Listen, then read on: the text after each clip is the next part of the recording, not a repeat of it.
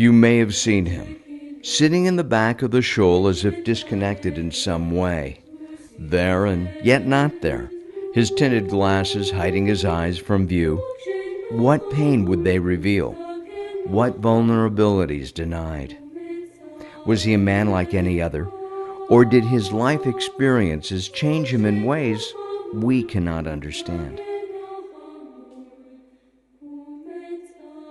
My father was born in the small town of Mumkach, which at the time was part of Czechoslovakia and is now considered to be part of the Ukraine.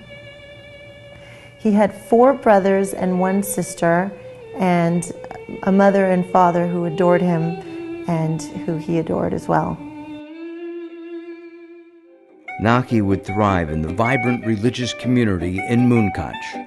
Located on the banks of the Liatorja River, the town would come alive on Shabbos with songs and prayers. My father had an ideal childhood. They had yeshivos and a vibrant Jewish life. They used to go to their grandparents for all the Yom Tovim. His parents were loving, and he was surrounded by family, and there was a strong sense of Yiddishkeit. I remember specifically the term that he always used to use. It was the happiest time of our lives. The winds of war were blowing, and the repercussions would change everything. With the Hungarian invasion in 1939, anti-Semitic legislation was passed against the Jewish community. They moved his whole family into a ghetto in town that was in an old brickyard. Each prisoner in the ghetto carry a bowl with them which they would be served their food portions. One time my father's bowl must have dropped on the ground and it got a chip on it. And when this certain officer saw him and started yelling and getting mad that he had a chip, and he actually kicked him in the back with full force, knocked my father to the ground, and actually caused a fracture and broke his back. But the worst was yet to come. In the spring of 1944, the entire family boarded cattle cars bound for Auschwitz. A panic set in on the train. Upon their arrival, it would be Mengele who would separate Steve from his mother's and younger siblings. After we got off, they marched us, and there was a man standing there, and they said right, rechts, links, rechts, links. You go this way and you go this way.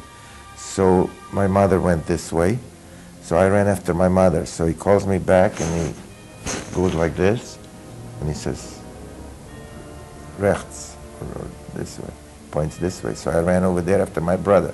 I didn't know what was happening. So, of course, later I found out where my mother were, and they went to the crematoriums. He would lose his mother and his younger siblings. After Auschwitz, my father was taken to the Warsaw Ghetto, which at the time functioned as a labor camp. And he was about 13 years old, and he had to endure the most horrific tasks imaginable. They didn't have no crematoriums in Warsaw, so they made like a circle with bricks around it, and they used to throw those bodies, and we used to burn them. That was our job. An SS officer literally held the barrel of his gun to the back of my father's head, and he thought that he was going to die, and for some reason the officer spared him. And you were all of 14 or 15 years old at this time. I was 14, not even 14. Steve and his older brother Saul would be forced on a death march. Maybe 4 or 5 days to get there. It was, I don't know, 100 miles, or I don't know exactly the distance. And that way they were shooting people like, I mean, right and left. Whoever you had to carry with you your a rucksack or with your blankets and things from the camp, and it was very hot, and we were marching, and My brother picked me up. I fell, and I picked him up, and we, helped each other. Because if you stayed behind, they shot you. Along with the remainder of his relatives, Steve would arrive at Dachau. It was there that he would witness his uncle being beaten and buried alive in a mass grave. And they threw him, and he was still alive. They pulled out his gold teeth. And I was watching him, beating him. There's nothing I could do. They let me, I was a little kid, they let me, I was staying there. Unbeknownst to Steve, the war was coming to an end. The Americans had landed in Normandy, and the Russians were approaching from the east. All of a sudden, the gates of the camp were open, and I remember there was wagons of bread, and there was no more the SS and all, they all left. One of the stories that my father would tell us about very often was when he was reunited with his father. He said that they literally cried for hours and hours and spent days in a hotel just talking and trying to make sense of it all and trying to find out what happened to this one and where was this one and where was this relative, and he said it was emotionally draining, but it helped him because at least he had his father now, and at least he could foresee some sort of a future. But Shmuel Teichman and his sons would face separation once again. His sons received a true opportunity for freedom when they traveled aboard a ship sponsored by Eleanor Roosevelt to the U.S. as orphans.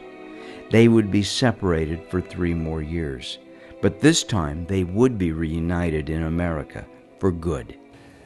After my father and my Uncle Saul and my grandfather were reunited, they moved to Boyle Heights, and eventually they started a store fixture manufacturing company. In time, Teichman Enterprises would become one of the leading manufacturers in the country. There was a certain point where it seemed like things were really starting to turn around for everybody.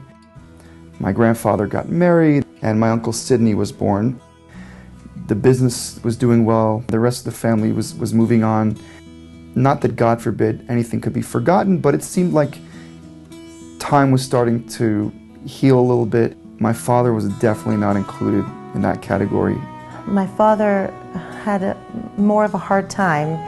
He was somewhat of a lost soul. Nearly 2 decades would pass, and like many who witnessed the inhumanity of the war, Steve would struggle with his personal identity. After the war, many people struggled with their relationship with God. Many people became atheists. Many people became Zionists and made Aliyah. I know my father believed in Hashem wholeheartedly.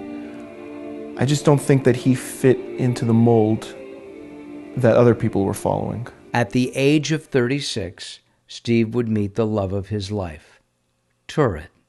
She would be the angel that would help him build a family and find happiness. When I first met Steve, I thought that he was very shy, very quiet. But it wasn't just that. He was extremely vulnerable and afraid to open up.